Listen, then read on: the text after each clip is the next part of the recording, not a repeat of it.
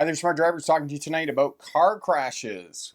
Where do they happen? When do they happen? Who's involved in the car crashes? And what can you do to prevent being involved in a crash? Car crashes. We're talking about buying cars that are going to keep you safe and implementing maneuvers and skills and habits that are also going to significantly reduce your chances of being involved in a crash. And if you're purchasing a vehicle and safety is a consideration, there is so much great information on the internet, safety ratings for vehicles, different kinds of crashes, those types of things. All of that is going to be valuable in doing some research before you go out and purchase a vehicle. All right, for those of you new to Smart Drive Test, my name is Rick August. I was a truck driver in the 1990s between Ontario, Canada and the lower 48. While I was going to university in Australia, I drove buses for Greyhound and one of the regional bus lines there. Became a licensed commercial driving instructor in 1997. Started the online YouTube channel. I've written a couple of books, ebooks. Corey will put the links up for those. The Air Brakes Explained Simply, as well as Driving Test Secrets, which is available on Amazon. You can download it. I think it's about $10 for the Driving Test Secrets, and gives you everything you need to be successful on passing your driver's test first time. Smart stuff to look at. New video last week, top 14 winter driving tips. I put up great information for you driving in the winter. We had a really good dump of snow here a couple of weeks ago, and went out and reshot the winter driving video, and some really good tips in there. First and foremost, make sure you have good quality tires on your vehicle. And I'm not talking about winter specific rated tires. I'm talking about tires that are rated with the mountain snowflake symbol or the M&S, mud and snow rating on the tires, and they have good quality tread on them. That is going to give you the best traction in the winter time. Good windshield washer, or windshield wipers, and make sure that you have your washer fluid typed up as well. Corey's put up the link there for Air Brakes Explained Simply. Have a look at that. And 5 defensive driving strategies to implement. And this will talk to you more about space management and managing space in front of your vehicle. All right, crashes. I wrote an article some years ago, an academic article that was published in a book called Traffic, oddly enough, and Spinning Our Wheels, which is essentially saying that policy, law, and other social media programs have not influenced drivers' behavior. We still drive as badly as we did 100 years ago. And traffic injuries, traffic crashes, the number of those has not gone down. We have reduced the number of traffic fatalities, but we have not reduced the number of traffic crashes, and we have not reduced the number of injuries that happen on our roadways every year. All right, in the early 1900s, before the turn of the 20th century, we're now living in the 21st century, so the beginning of the 20th century in the 1900s, war, famine, and disease were the #1 killers of people on roadways. Today, those top 3 killers of human beings are terminal illness, suicide, and traffic crashes. And as I said, it's easy to quantify, to tell how many people were killed in car crashes. Maiming and injuring, a lot of crashes go unreported or are reported poorly, or they don't get to the agencies and organizations that do the crunching of numbers. So that's not as easy. If we took all of the traffic crashes that happened in one country in one year and we put in one place at one time, no doubt it would be considered a national emergency in terms of car crashes. However, we don't seem to really take notice of car crashes. Here's an example of what I mean in terms of the psychology of driving. If you were injured on a motorcycle, it would be unlikely that when you got out of the hospital that you would climb back on a motorcycle and you would ride home on a motorcycle. It's most likely that you would get in a car. If you were injured in a car and went to the hospital and convalesced for a few months and then got out of the hospital, the first thing you would do is get in a car and drive home. So the difference in those things talks to the psychology of driving and crashes. Nobody is immune to traffic crashes. James Dean was killed in 1955. He was most famous for the movie Rebel Without a Cause. Here in Canada, people will know Tim Hortons for the Tim Hortons coffee shop. He was a hockey player as well. He was killed in a car crash in 1974. We all know Princess Diana. She was Will and Harry's mom. She was killed in a car crash in 1997. And Paul Walker of the franchise with a touch of irony, the Fast and the Furious was killed in 2013. So nobody is immune of traffic crashes. And the picture here, actually, interesting enough, is a speeding ticket that James Dean received 2 hours before he died in a traffic crash. A little bit of trivia history for you there. All right. Most crashes, contrary to what most people believe, which is that they're going to die in the winter time driving on roadways. And people are more fearful of driving on snow and ice in the wintertime than they are of driving in hurricanes, tornadoes, or forest fires, which was one of the polls I put up here on the YouTube channel on the community tab. Contrary to what most people think, most traffic crashes happen during clear weather, dry roads. The driver is sober. Lots of single vehicle crashes, and people are inebriated because of single vehicle collisions, fatigue, prescription medications, and prescription medications and over-the-counter drugs. That's how people are inebriated, and that's how people crash. It's not what they think. It's unlikely that you're going to have a crash in the wintertime. Types of crashes: head-on crashes, T-bone crashes. These two are mostly fatal. In high-income countries such as Canada, Australia, Europe, and the United States, head-on crashes have been more or less controlled with road infrastructure. T-bone crashes, on the other hand, are a product of left-hand turns for the most part, and they're often fatal because all of the energy is focused on one part of the body, and there's very little in the doors or the side of the car that is actually going to protect you. Rear end crashes are the most common crashes in the United States, and this is why I preach and talk about and tell you again and again and again: manage space in front of your vehicle to keep yourself safe. Stop back one vehicle length. You can manage that space in front of your vehicle. Space gives you time. Time gives you options. Options prevent crashes. And then, of course, the one that most often results in property damage, just damage to the vehicles and other property, are side swipe crashes. If you have a choice between these other three, a head-on crash, a T-bone crash, and a rear-end crash, pick the side swipe crash every time if you have a choice, because the chances are very high that you're going to survive a side swipe crash. Rural crashes, crashes that happen on country roads and back gravel forest roads and on farmlands and those types of things. These are where most fatalities happen, is on 2-lane highways and whatnot. Part of the problems with these types of crashes is somebody finding you first and foremost because you're in the middle of nowhere. Emergency services getting to you. It is getting better with GPS and cell phones and with helicopters and medevacs and those types of things. But many of these are single vehicle crashes. Oftentimes the driver is inebriated, driving too fast on gravel roads and those types of things, and crash into a tree. And unfortunately, it takes somebody some time to find them. So they end up lying there without assistance for a very long period of time. So fatal crashes often occur in rural settings. Okay, top 3 reasons for crashes: failing to yield, failing to give the right of way. The right of way myth, which I will talk about after the presentation here. Following too close, following too close, following too close. I will say it again and again and again. And you can see the 2 cars here. There's a completely open road here. And there's 2 cars right beside each other and another one hanging out right beside them. There's so much road there. Go somewhere else. Okay, mismanagement of speed and space. And then, of course, speeding.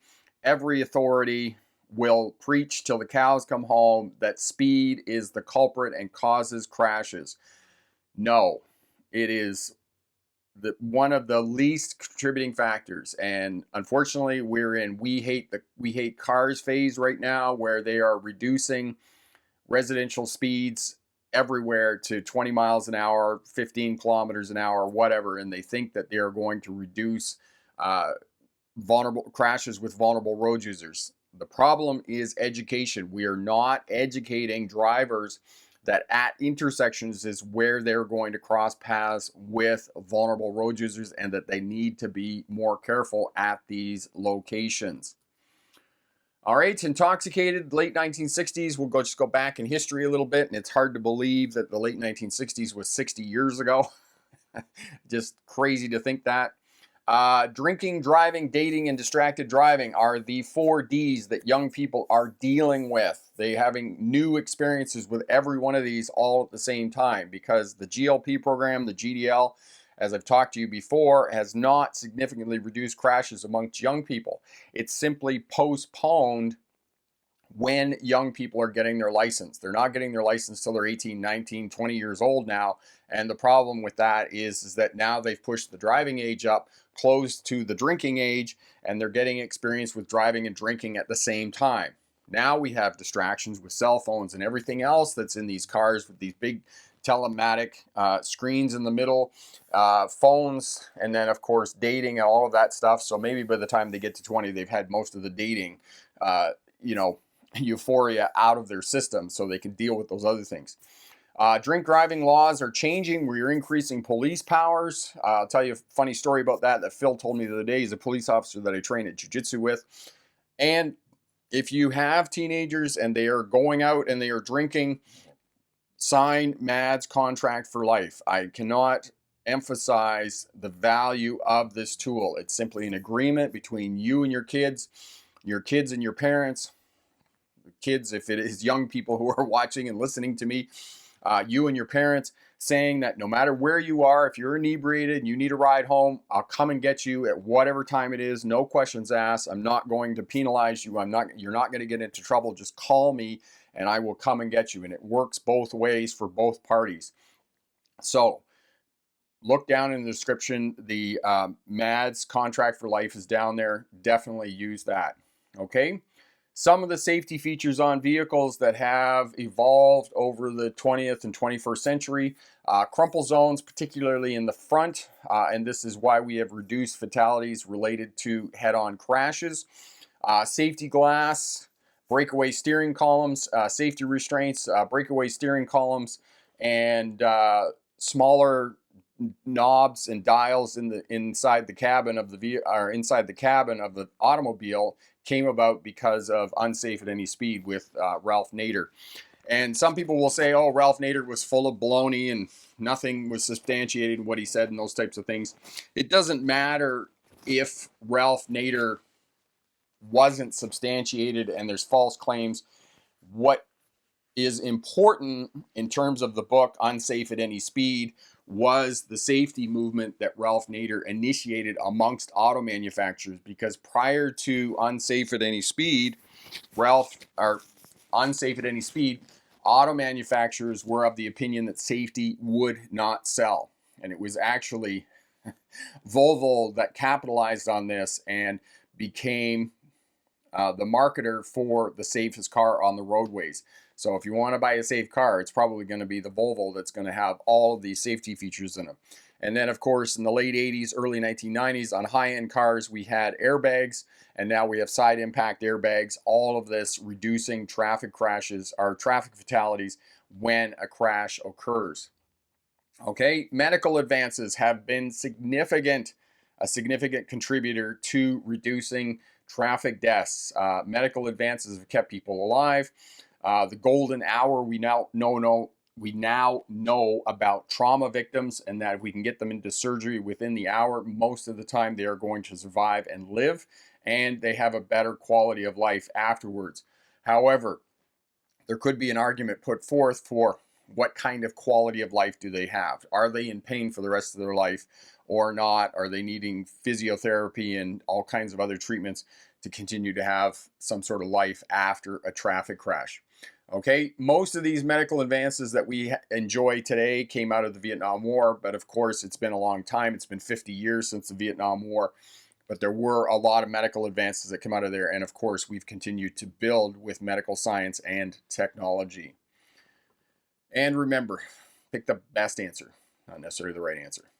We're talking about car crashes, and the number one thing that you can do to significantly reduce your chances of being involved in a crash is have more space in front of your vehicle. Stay out of the clusters, especially out on the highways at higher speeds. That is what is going to keep you safe as well.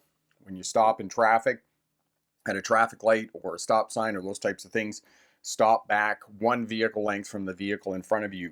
Everything in social driving And for those of you who haven't been on the channel before, social driving is how people drive after they get their license. They speed, they follow too close, they stop too close in traffic, and don't stop completely at stop sign intersections. They do all the things that are dangerous and are eventually going to result in a crash. So more space in front. If I can tell you one thing, it's very simple, but it's hard to implement because everything in the driving environment is telling you to do something else. Bridget is here watching from, oh, it's hidden. I've got a, there's a heart in the corner down in the comments there and it's hiding something. So anyway, I'll see it here once it moves up. Tuning in, no left lane squatters today. Awesome. That's great to hear. Elevator fan. Yes, that is part and parcel of driving. Left lane squatters. People that police you and tell you that you are doing something wrong in no uncertain terms. The way that other drivers communicate, they follow too close. For example, tailgating you, telling you're going too slow. And then you or somebody else in the front slows down 10 miles an hour to tell the person behind them that they're tailgating them. So it's not a win-win situation at all. It's less than ideal for sure. Head back over here. Corey's put up all those resources for you. Thank you for that. Have a look at those if you can. Corey, thank you for doing all of that. Mallory says it's -6 outside. With a wind chill, it feels like -11. I always find that interesting. We have a wind chill now. We don't really know how cold it is. It's just like, it should feel like this. No, it's just cold. It's just cold outside. Put a coat on. Ray, day is going well. Yes, awesome. Great. And retired's in North Carolina, rather. I said California. I know that. And I know that retired is in North Carolina. I was wondering what he was doing in North California. I was like, North California? What's he doing in North California? But you did say something about your RV or getting new tires. I remember that. We had a discussion about that a couple of weeks ago. So, yeah, really great. All right, so car crashes. So I'll tell you a funny story. We have increased police powers in terms of drinking and driving here in British Columbia. And it's unfortunate that Tim isn't here because he could talk about that, about increased police powers in terms of roadside prohibitions, that police are now have that power here in the province of British Columbia.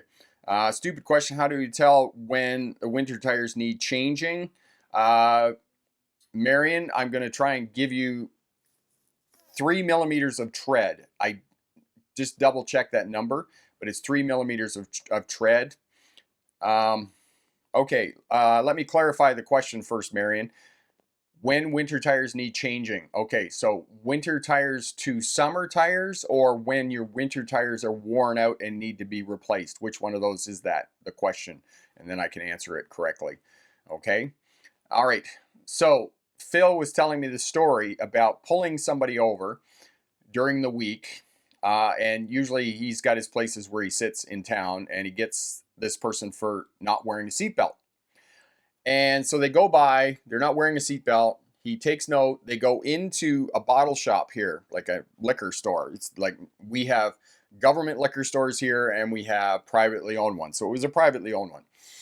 So the person goes in, comes back out, pulls him over, and he's like, something's not right. And he administers a breathalyzer. And the first breathalyzer gives him an error code that he's never seen before. So he's got 2 breathalyzer machines in his cruiser. So he goes and gets the other breathalyzer machine, and he comes back, and it blows a 25, which is like off the chart. And the only way that this breathalyzer can blow this number is if there's alcohol in the mouth. So in other words, they came out of the liquor store, cracked open whatever booze they had, took a swig of the booze, and then put it down, and there was open booze in the car. But he couldn't see any open booze in the car. So he calls another police officer. The other police officer comes and brings yet a third machine because the first machine that he had gave a weird reading. And so he's talking to the woman in the car, and he's asking her about whether she'd been drinking, and she's like, no, I haven't been drinking, and there's no open alcohol in the car or those types of things. And so the other officer comes, administers the test. Again, they get another weird reading on the machine, and he's he said, they're having a discussion, and she finally says to him, she says, well, what about hairspray? Would hairspray set the machine off? And he goes, well, what do you mean? And she says, well, I was using this hairspray. And so they read the contents of the hairspray, and there's alcohol in the hairspray. And what she was doing, as she admitted to the officers, was that she was taking the hairspray, and she liked the fizzy feeling of it when she sprayed it in her mouth. So she had come out of the liquor store with booze in the car, got in the car, and she took this hairspray and she goes in her mouth, and then gets pulled over for not having a seatbelt on, and she blows in the breathalyzer, and they're like, oh, there's alcohol in the thing and it's messing with the breathalyzer. So could you imagine being that woman sitting on the side of the road thinking she's just getting pulled over for a speeding ticket, and she's getting pulled over for a seatbelt ticket, rather, and then and she's paranoid that they're gonna take her license away, because they can do that. They have police powers here to do that in the province. And then it turns out that she's like inhaling hairspray, and she said, I talked to my boyfriend about it, and he thought it was kind of weird. Do you think that's kind of weird? And my friend Phil, who's a police officer, was like, yeah, that's weird. So anyway, yeah, the weird things that people do. So, if you're inhaling or ingesting or spraying weird things in your mouth, just check to see if the ingredients list on whatever it is you're doing doesn't have alcohol in it. So that's that story about getting pulled over and roadside prohibitions and those types of things. So they can issue you, for blowing over on a breathalyzer, they can issue you a 24-hour probation, 7 days, and then I think it's 30 days. Like I said, if Tim was here, he'd be able to tell these numbers better than I can. But they can automatically take your license away and have your vehicle impounded if you blow over on a breathalyzer test here in the province of British Columbia. And it is a severe charge. If you get a drink driving charge and you lose your license, which happens a lot more than we would like to think, unfortunately, the grassroots campaigns from MAD and SAD and all the other organizations about, anti-drink driving campaigns, these are not working. We still have a lot of people who are drinking and driving on our roadways. And when the snow melts here in the spring, just go out and walk along the roadway, any highway or whatnot, and look in the ditches and see how many bottles and cans are in the ditches being thrown out of people's vehicles. So, Marion, sorry, when the winter tires need replacing, yes, so Corey's put up the numbers for you there. Winter tires, 4/32 of an inch. It's about 3 millimeters on the tread. And basically what you do, for those of you who want to know if your tires are worn, is to go to a tire shop, okay, and have them inspect your tires and have them tell you whether the tires need to be replaced or not. Now, it's the other piece about that in terms of knowing whether your tires are worn and they need to be replaced.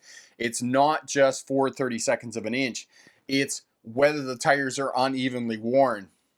Because if you haven't had a wheel alignment on your vehicle in some time, sometimes they will wear on the inside because it's out of alignment. So the tire, instead of riding like this, is riding like this. So all of the weight is on the inside edge of that tire, and it will prematurely wear. And excuse me. If that happens, you have to get the tire replaced. So the only way that you can tell that is if you take it in a tire shop, get somebody who does this all the time. They'll look at the tires, they'll jack it up, they'll spin the tires around, have a look at them, those types of things. So it is always a good idea if you are not handy and don't know how to take your tires off and those types of things, because on the buggy, I've got a floor jack and all the tools I need to swap my tires out, and then I inspect the tire when I stack it up for the wintertime in the garage. Also, I will take it into a tire shop, Cal Tire, Tireland, or whatever tire shop that you're using, and get them to inspect your tires as well. And I suggest to you, if you get new tires on your vehicle, spend the $100 and get a wheel alignment on your vehicle. That will prolong the life of your tires. I unfortunately did not do that one time. I got a new set of tires for the vehicle. The tires only lasted 50,000 kilometers, which is like 30,000 miles. And the tires were completely done because the vehicle required a wheel alignment. And so get a wheel alignment. The other thing is if you do take your vehicle in for a wheel alignment, you're getting the tires changed out. Make sure that you have a full tank of fuel when you take it in, something to do with the weight distribution in the vehicle and those types of things. But that's what you need to do if you're going to get new tires on your vehicle. So car crashes, the ways that you significantly reduce your chances of being involved in a crash, the smarter defensive driving model, okay? Social driving. As I talked to you about, it's the way that people drive after they get their license. They follow too close. They stop too close in traffic. They don't come to complete stop sign intersections. They speed, those types of things. Manage that space in front of your vehicle, because if you're not near anything, it's less likely that you're going to hit anything, okay? Speed management, okay? Manage speed, control your speed so that you can have that space, because space buys you time, time buys you options. Options prevent crashes. Communication. Communicate effectively with other traffic. Observe and communicate. Those two things work in tandem. They dovetail together, okay? Because we're looking around. We are observing other traffic and whatnot. But we need to communicate effectively to what we're doing with other traffic. Communicating is our backup to our observation. So do that. So the ways that we observe: forward scanning pattern far down the road, in check your center mirror far down the road, in check your instrument panel far down the road, left wing mirror far down the road, right wing mirror. That's your forward scanning pattern. When you're turning, shoulder checking, mirror signal shoulder check. As you're coming up half a block from there, we need to shoulder check right and left depending on which way you're turning, okay? Always shoulder check, always signal. That form that habit so that you do it automatically when you're driving. You don't even have to think about it, okay? There's too many people who are making driving too complicated. Oh, you don't have to signal in parking lots. You don't have to shoulder check on a left-hand turn. Rubbish. Because one day it's going to catch up to you, and one day it's going to get you into trouble and see you being involved in a crash, and you don't want that to happen. One crash I worked on years ago, the driver came up, made a left-hand turn, obviously was participating in social driving as well. Not only were they making a left turn at the intersection, they were also preparing to drift over into the right lane after making the turn, because as they moved through the intersection, they shoulder checked to the right. Unfortunately, what had happened just as they came into the intersection, a pedestrian had preempted the light on this side and made it to the center lane. The vehicle turned. Obviously, the pedestrian didn't hear the vehicle or see the signal, stepped out into the lane, and the pickup truck drove into the pedestrian on the cross street. So, shoulder check left.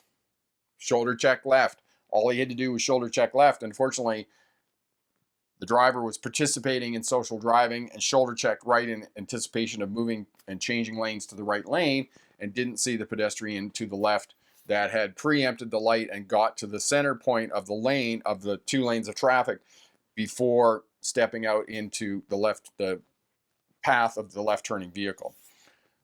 Marion, don't they automatically do a wheel alignment when they change the tires? Marion, no, they don't. They not rotate your tires. What's it called? Tire rotation. What's it called? I'm having a brain cramp. And when they take your tire off and they put it on that machine and they spin it to balance it. They balance your tires. That's what I'm looking for. It took me a little bit to get there, but they balance the tires.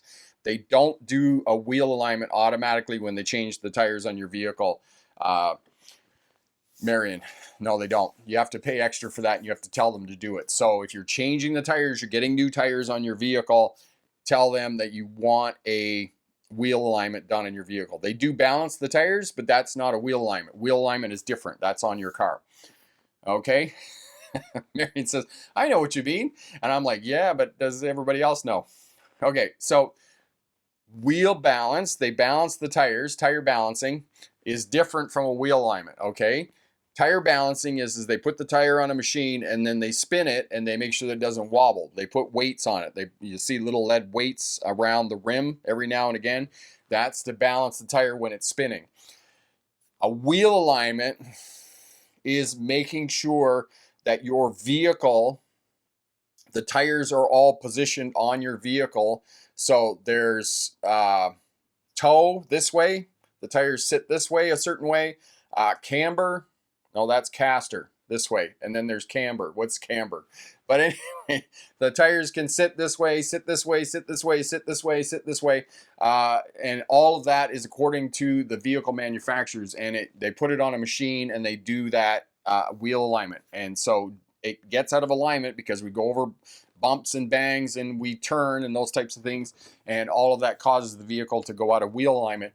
So do that when you change the tires and it will prolong the life of your vehicle, or prolong the life of your new tires, for example. Mallory, I'd like to shoulder check from the passenger seat just for the fun of it. Awesome. That's great. And yes, excellent. All right. Blessed, how are you, my friend? Aloha, my friend. Watching dash cam footage on YouTube, thinking the driver with the camera could have done more to avoid the crash. Yes, that's the other thing that I wanted to talk to you about. Thank you for that, Ant. Dash cams. Do I get a dash cam to prove that the other person was wrong? Oh, and accidentally hit curbs too. Yes, that will put it out of alignment as well. Absolutely, Marion.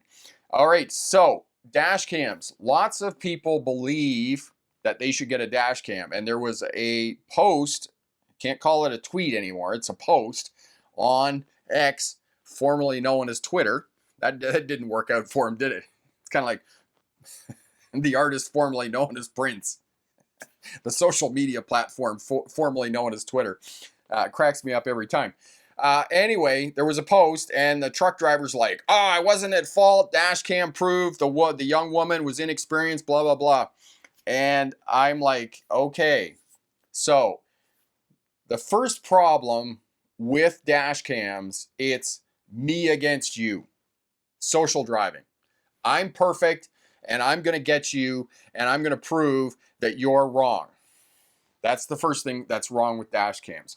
Because as I've told you, it's a social activity. Driving is a social activity. It's social driving. And it's exactly what Ant just said.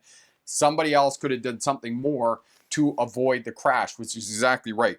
I run a dash cam in my car all the time because I have it for recording shorts and helping you and educating you and those types of things, right? I have watched myself with my dash cam when I'm going through my dash cam footage blowing red lights.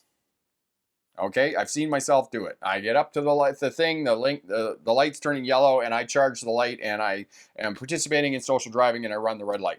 I see myself do things that a lot of times I think if that resulted in a crash, I would be at fault. So know that dash cams are a double-edged sword. They're not only going to prove that you didn't do anything wrong and the other person was at fault. That's not true. That's not always true. It could work against you as well. Crash analysis, as many of you do know some of the work that I do as a consultant, I do crash analysis and for personal injury lawyers. And personal injury lawyers get involved. Number of the cases that I've worked on involve transit buses. All transit buses now have minimum 4 cameras on them. Inside the bus, outside the bus, and in the front of the bus. In almost every case that I've worked on against the transit authority being the defendant, I have been employed to work for the plaintiff. And when I have worked for the plaintiff, the cameras from the bus have been used to prove that the transit driver was negligent in his or her duty in almost every case. So the dash cams are not serving the transit authority well at all. Okay. And it's the same thing with security cameras. And it's the other piece about this in terms of dash cams. If something happens, assume that you were on camera, especially if you are in an urban area. Another case that I worked on involved a cement truck working in a residential area. The truck rolled away, and they had 2 separate videos of the event from doorbell cameras. Doorbell cameras. So assume that you are on camera just about everywhere you're going. Dash cams, security footage, doorbell cameras, security cameras along major thoroughfares in large metropolitan areas and those types of things. So know that yes, maybe, perhaps a dash cam is a good thing, right? Somebody breaks into your vehicle. The problem with dash cams, I will tell you, is the quality of the dash cam is not very good. And as one video that I was watching today, a tech channel, where they're talking about dash cams and the quality of the dash cams, usually the only time that a dash cam you can read a license plate on a vehicle is if both vehicles are stopped. If your vehicle is stopped and the vehicle that you're photographing is also stopped, that's the only time you can pick up a license plate number. Most of the time you can't.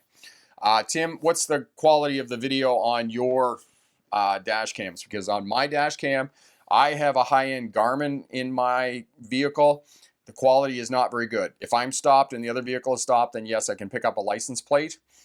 But otherwise, I cannot pick up a license plate. I recently ordered a dash cam that claimed it was 4K. It's not 4K. And actually, I put it back in the bag and left it on the floor here sitting beside my desk because I didn't get back. I didn't get it back within the month because I'd ordered it just before I went to Australia. So know that dash cams are not going to serve you well in every situation. All right. Corey, I was thinking about that before. I wondered if those cameras were meant to protect the bus and transit, but it could easily prove the opposite as you've described. And yes, Corey, it does not work well for them. But there are incidents, obviously, if they have passengers on the vehicle, those types of things that are doing something illegal or something that would jeopardize the safety of other passengers on the vehicle, then I'm sure they work well. But for the most part, they don't work. They don't work in the favor of the transit. Tim says that's why I need plates to read my camera. Oh, read plates to my camera. Okay. Okay. There, yeah, and that's something else you can do. If you have the audio recording on your dash cam, you can leave notes for yourself. A lot of times I will have to leave notes for myself because I'll go back, and a lot of the traffic incidents that I'm recording happen so quickly that when I go back and try and look at it, sometimes I'll miss it. So I'll have to leave myself an audio note. So you're sitting in the car, talking to your camera, to leave yourself audio notes, and those types of things, are reading license plates, as Tim said, because the quality is not that good. Okay, so Marizone, thank you for the super chat. That is awesome, my friend. And social driving. So driving is a social activity. We all have to get along according to a set of rules, right-of-way rules, those types of things. Social driving is the way that people drive after they get their license. They tailgate, they follow too close, they stop too close in traffic, they speed, they don't come to complete stops at stop sign intersections. As we said, dash cams, it's us, it's me, against all the other crazy people out there on the roadway. And not only that, but people are there on the roadway and they think that they're the best driver ever because they think and believe to the point where they're policing other drivers, they're policing other road users, rather, pedestrians and people on cyclists and those types of things, and telling, yo, you're an idiot. Oh, you did that wrong. You don't know how to drive. What's a signal for? Those types of things. All of that is social driving, and all of that is what causes traffic crashes as well. And part and parcel of social driving is the right-of-way myth. I have the right-of-way. And I will tell you right now, is the larger the vehicle you're driving, the less right-of-way you have. The more you should be giving up the right-of-way to other people to prevent crashes. And going back to what Ant was saying again, in terms of watching dash cam footage here on YouTube and other places on the internet, is that you think to yourself, there probably could have been more that there was more that they could have done to prevent that crash. Absolutely.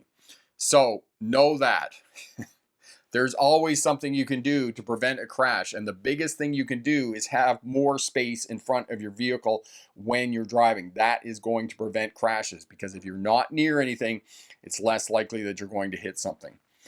Good evening, Rick. I drive a shuttle bus in downtown Toronto and find it safer, as you said, I think, to give way the right of way than end up in a crash. Your tips have helped me, and that is awesome, my friend. So happy to hear we can help out, and all the best there. Tim says my camera was a big help when I was backed into in a parking lot. And yes, those types of incidents are going to help you out for sure. If you have a dash cam and whatnot, especially if you can get the license plate number and whatnot. Me personally, when I'm in parking lots, I tend to park near the back or those drive-through spaces. I always like going closer to the back, and then that way I can drive through and drive out, and I don't have to back out of the parking space. So, I'm not saying don't get a dash cam. I'm not saying don't do that. I'm just saying that there's a negative side to dash cams, right? We're in love with technology right now. And as I said to my kids, be careful what you post, be careful what you say when you're in public, because there is a high probability, more than 80%, that you are on camera somewhere. Somebody is videoing you. Dallas, how do I get over fear of driving? What would you suggest?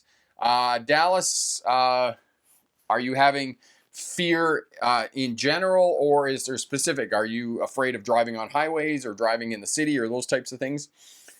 Tim says, biggest error I see in YouTube driving videos is following too close. And yes, and crash stats would substantiate that, Tim, for sure, because the number one crash in North America is rear end crashes, even more so insurance related claim than windshield damage, which is incredible. So yeah, people following too close just all the time. For those of you living in the province of British Columbia, check out DriveSmart BC, Tim's website. Great information over there. Lots of great tips about traffic safety, road maintenance, winter maintenance, engineering, traffic laws, court cases, anything to do with traffic safety as well. There's a forum over at his website to talk to other experts and engage in conversation and dialogue. So check that out as well. Dallas has fear in general. Okay, so one of the things you need to do, Dallas, is you need obviously to get more experience, but that's tough when you have fear around driving. Are you working with a driving instructor, or are you working with a professional or anybody like that? If you have somebody who's a mentor that you trust, as somebody who has some driving experience that you could go out with, and that would definitely help you out as well to get some experience. Work in low density areas that have low density traffic. So in other words, they don't have a lot of traffic. Work in residential areas. Those types of things. Go out earlier in the morning, go out later in the evening when there isn't as many cars on the roadway. The other piece, Dallas, that I would suggest is working in a parking lot, backing up, driving around in circles, parking into parking spaces, those types of things. Those slow speed maneuvers will really help you out as well to get confidence. If you have fear in general, I don't know how bad your fear is. Sitting in the vehicle and familiarizing yourself with the vehicle, that'll help out as well. Just getting comfortable and repeating to yourself with a mantra that I am a good driver, I am driving well. If your fear is really bad, I might suggest you working with a psychologist or a psychiatrist or somebody that can help you out. But just more exposure, working with people that can help you out. And if you do get a driving instructor that you're working with, try and find a driving instructor that has worked with senior citizens. They tend to be calmer, have more empathy towards people that have fear and those types of things. Maybe if your fear stems from something else, maybe you were involved in a car crash or something like that, then you definitely need to work with a professional and whatnot that can definitely help you get over that fear and whatnot. 172, in a week away from being fully recovered from the wreck I got into in November. I just have fear with driving now, especially going through intersections.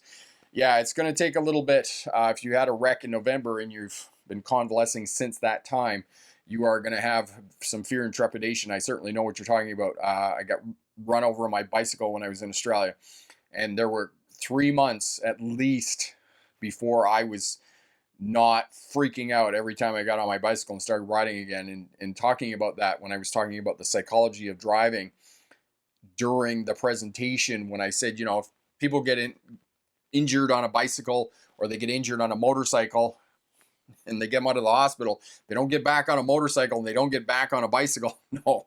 But if they get injured in a car wreck, they'll come out of the hospital and they get in a car and go home, right? So we have this psychology of driving about, you know, transportation is more important, or is higher on the, I don't know what you would call it, but, you know, it overcomes our fear for sure. But we wouldn't get back on a bicycle. But let me tell you, I did get back on a bicycle because I said to myself, if I don't get back on a bicycle, if I don't overcome this, I'm not going to ride again. And I absolutely love riding my bicycle. So I still do. But I'll tell you, there were 3-4 months there where I was still very, very anxious when I was on my bicycle. I'm living in Belgium and I have exam in 3 days. So I want to ask about when you are exiting a highway, how do you know that my exit is near? Okay, so one of the ways you know that your exit is near, first of all, get a holder for your phone and have your GPS on, and your GPS will tell you. Now, if you're going for your exam and the examiner is with you, the examiner should be giving you directions and saying, at this next exit, we're going to be getting off. Now, I don't know how the test is administered in Germany. I understand that it's pretty difficult and it's got a high bar. One of the things that you can do, as I said, get a phone holder for your phone, have your GPS on, and your GPS will give you directions. Now, I've never heard of a driving test that they do that, unless it's a commercial driver's test, but the examiner will give you plenty of notice for directions and getting off the highway and those types of things. So know that for your driver's test, and you'll be just fine. Rawson, love driving alone. I don't have any fear of driving. That is awesome, my friend. Khaled, yes, GoPro sports cameras. GoPros actually work really well. The problem with GoPro sports cameras is they only record for about 2 hours, an hour maximum. No, Ali, you can't use your phone. Okay, it's not GPS here. Okay, but you, Ali, you are with a driving instructor, so the driving instructor is going to give you directions about where you're going to get off and those types of things. Okay? The other thing is that I'm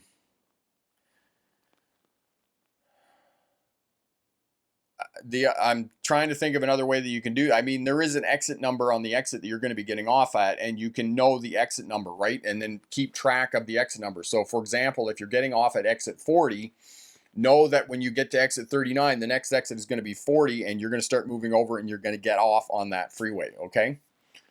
Epic, what can happen to you on the highways in the UK, Australia? You can be rear-ended, but also sideswiped in the case of sideswipe damage where it passes. Yeah, the other thing with sideswipe crashes is that you have to be careful of losing control of the vehicle. If you do get sideswiped, make sure that you don't freak out and veer over, okay? So somebody comes into you and sideswipes you, and you're like, oh my God, and you whip the steering wheel, you have the potential of losing control of your vehicle, and then the crash could be 10 times as worse, right? And there is one of oversteering here on the channel in the crash analysis playlist Coral put up for us, and that's what happened. The vehicle comes out on the highway, sideswipes the car beside it loses control, freaks out, oversteers, and then drives right into the concrete abutment. So if you get sideswiped, okay, hang on to that steering wheel and keep the vehicle straight. And my friend Rob is right here. Hello. Driving by to say hello. Sorry I'm late. It's all good, my friend. Awesome. Allah, you're going to do just fine. Good luck on your test there in Germany, and drop back and let us know how it goes, my friend. Marion, won't they have signs on the highway give you notice before the exit so you are aware of the exit coming up? Yeah, that's what I was thinking too, Marion. I was thinking the same thing. Dad, If I use Atlantic cuss words, is it still road rage? I like to tell people to move their yeah, that's probably still cussing other drivers and participating in social driving and whatnot. Yes. Tim, signs tell you where the exits are if you're up to your plan your trip and know where you're going. Yes, and exit numbers for sure are the biggest assistance in terms of defensive driving and whatnot, because as I said, if you're getting off at exit 40 and you know you're at exit 39, you need to get over to the right, and you need to be prepared to get off at that next exit. That is your biggest friend, is knowing the mile markers on highways. And in the United States, they're great. They're on all the state roads. They're on all of the interstates. Here in Canada, they're on the Trans-Canada Highway, and some of the other major highways and whatnot are the mile markers. The 401 in Canada, and in Quebec on the 40 and the 20. All of these roads have mile markers, and it is going to help you out.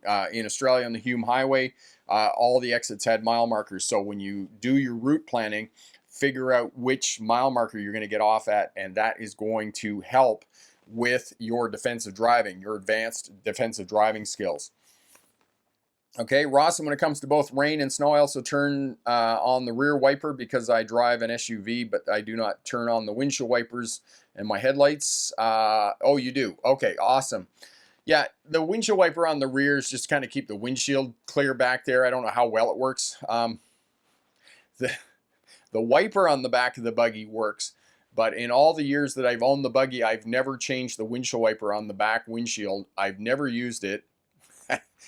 I know that the windshield wiper works back there. I know that the spray doesn't work, though. I need to change the pump on the vehicle.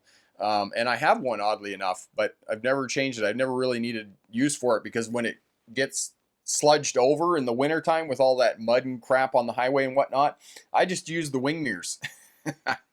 So, and I wait until I go into the fuel station to get fuel, and then I just clean it with the squeegee. So maybe one day that might be a project. I'll pull the car apart and actually fix that. Mallory, I was telling my mom this morning about what you called the dock at the ferry terminal, from how you get on a ferry video. Yeah, the Quay. It's called the Quay. The ferry Quay, which is spelled Q-U-A-Y, Quay. And of course, I didn't learn that until I started taking the ferry back and forth from Vancouver Island at Tawasin there. And there's another word try and spell, Tawasin. It's like T-S-W-A-S-S-E-S-E-S-S-I-S. It's not an easy word. It's not like Mississippi, which is, M-I-S-S-I-S-S-I-P-P-I, right? That's easy. That's easy. That's a cool song. Tawasin does not lend itself to an easy song. Tim says, I use my rear wiper to keep the glass clean from my camera. Okay, so you have a front and a rear facing camera on your car. You have a fancy camera, Tim, on your car. Corey's put up the video there on oversteering on highways and freeways, and somebody suggested to me the other day to do some more crash analysis of dash cam footage, because I guess there's no shortage of dash cam footage here on the internet. So so yeah, maybe I'll start doing that again as well. Yes, there you go, Marion. M-O-U-S-C-A, Mickey Mouse, M-I-C-K-E-Y, M-I-C, yeah. Yeah, it was little bit before my time. I had to learn it afterwards. But, you'll sing songs about how to spell Mississippi, because it was so cool to tell everybody that you knew how to spell Mississippi. Now, if you could spell Tawasin, then you're a hero, for sure. Emily, how do you see out the back window if it's rainy or snowy, though? You don't. you just don't. Emily, you don't. You use your side mirrors. And it's not weird for me, because I drove truck for so long, and when you drive truck, there is no back window, okay? There's just mirrors on a big truck. There's a sleeper right there behind you. There's the bunk, right? So if you're looking behind you, you're looking at the bed in the bunk. So when the back window is sludged over and you can't see out of it, it doesn't really bother me. I just use the side mirrors on the car. And the thing about the side mirrors is, usually I have a white wet wipe in the car, and I just roll the window down and I clean the mirror on the side of the car, or I get my passenger to do it. There we go. Everybody has now correctly spelled Tawasin for me, which evades me in terms of being able to spell it. No, if I was going to spell Tawasin, I would have to look it up. There you go. So, yeah. Okay. I've been helped out there. All right. Yeah, so dash cams. We talked about dash cams. We talked about crashing. We talked about where most fatal crashes happens. Most fatal crashes happen on clear days, dry roads, moderate traffic, on 2-lane highways in rural areas. That's where you're going to get into a fatal crash, okay? Single vehicle rollovers. There's so many single vehicle crashes that are inexplicable to authorities and those of us who are crash analysis investigators. So know that.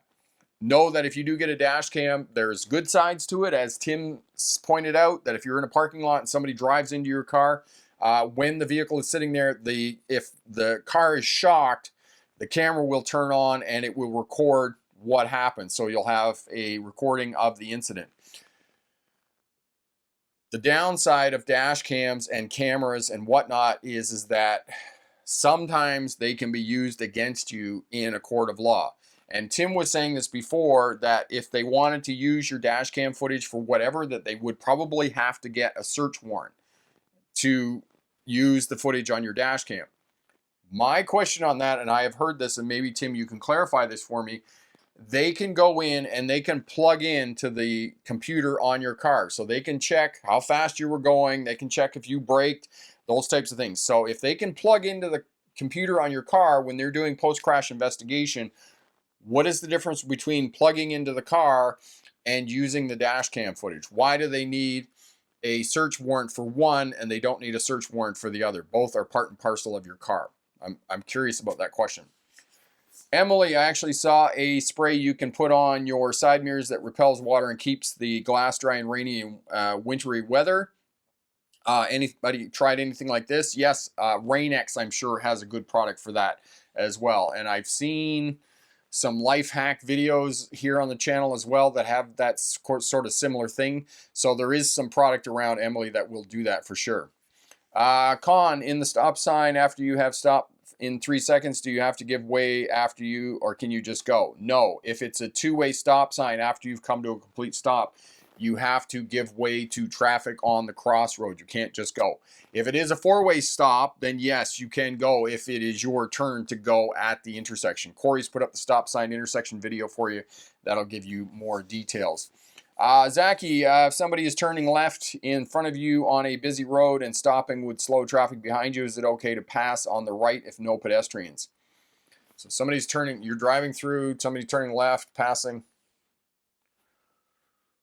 Oh, I see what you're saying. Okay, so they're turning left in front of you. No, in many places there is a law. Maybe Tim can tell me whether there's a law here in British Columbia. You cannot go off the pavement to pass somebody on the right.